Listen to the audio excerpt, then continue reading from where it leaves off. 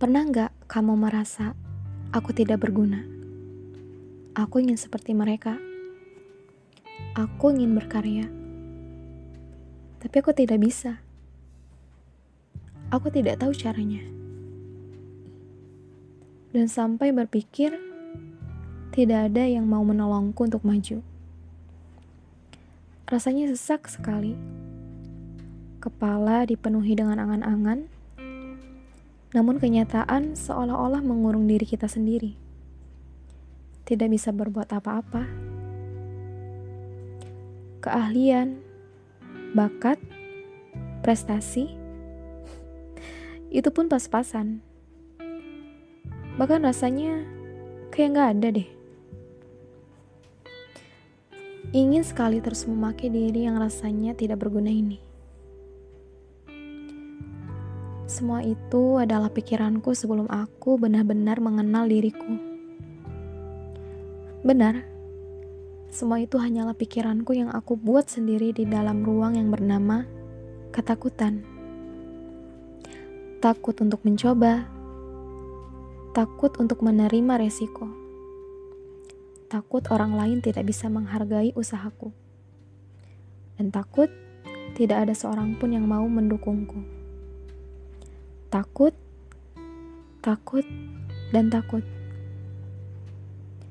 Kata itu yang selalu menghantuiku, menahan langkahku, membungkam jeritan yang sudah lama ingin aku lepaskan.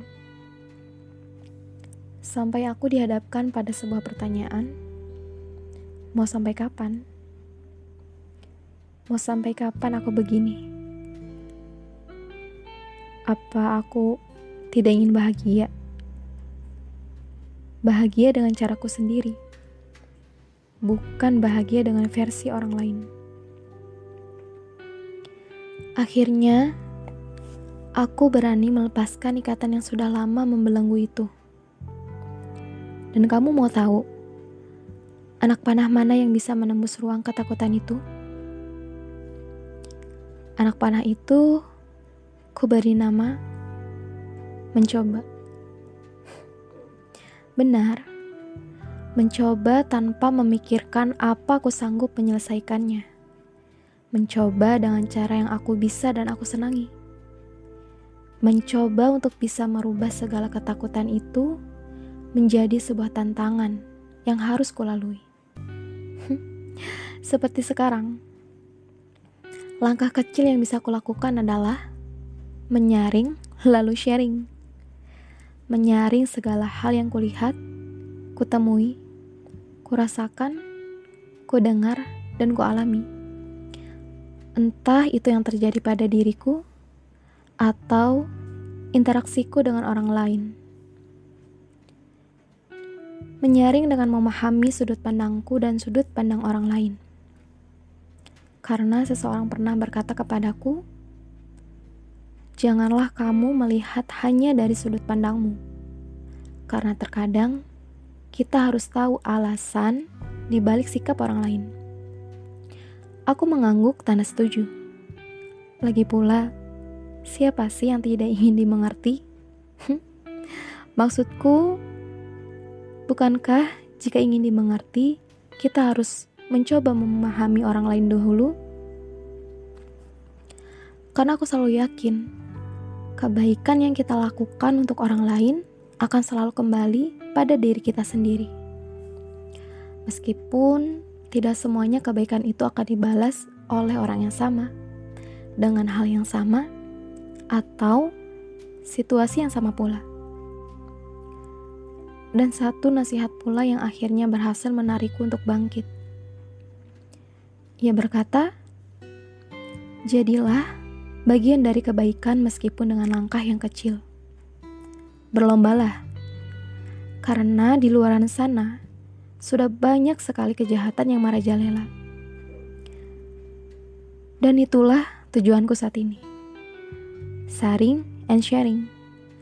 Dengan harapan langkah kecilku ini bisa bermanfaat bagi orang lain.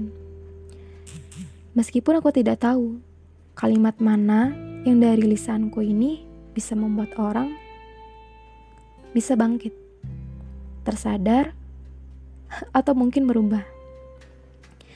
Tapi yang pasti, aku hanya ingin mengatakan bahwa memahami diri sendiri itu bisa loh dengan cara memahami orang lain. Karena yang aku tahu, hak-hak yang kita peroleh adalah dengan cara melaksanakan kewajiban itu sendiri. Sederhananya, jika kamu ingin dicintai, dipahami, disayangi, dihormati, dan dihargai, cobalah lakukan hal-hal itu kepada orang lain. Dan harapan kecilku adalah, semoga dengan langkahku ini, aku termasuk bagian dari yang mengamalkan salah satu kalamnya, yang tercantum dalam surat Al-Maidah ayat kedua, yang artinya, dan tolong menolonglah kamu dalam kebajikan dan ketakwaan, dan janganlah tolong menolong dalam berbuat dosa dan permusuhan, dan bertakwalah kamu kepada Allah, sungguh Allah sangat berat siksanya. Salam hangat ya. Semoga kalian berkenan mendengar setiap episode-episode yang akan datang. Aku tutup dengan quote, jangan menjadi orang lain ya, untuk disukai orang lain. See you.